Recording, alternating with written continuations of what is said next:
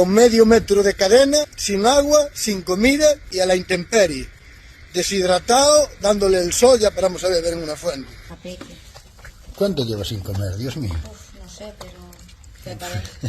Acabo de arrancar este perro de una casa, cayó en las manos equivocadas.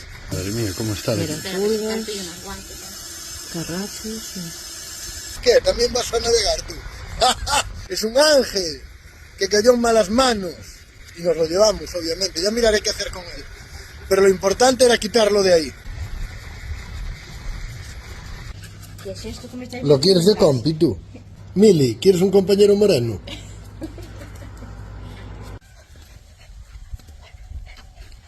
Triste escena se vive en todos los pueblos, por lo menos de aquí de mi zona, ¿no? Este perro lo tenía un señor de 90 años, nadie va a hacer nada y a él no le van a multar, y aunque lo multen se la suda porque tiene 90 años.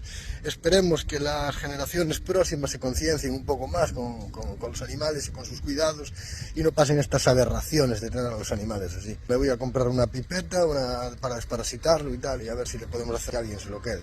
De momento no, estas chicas lo van a tener en acogida, a ver qué pasa.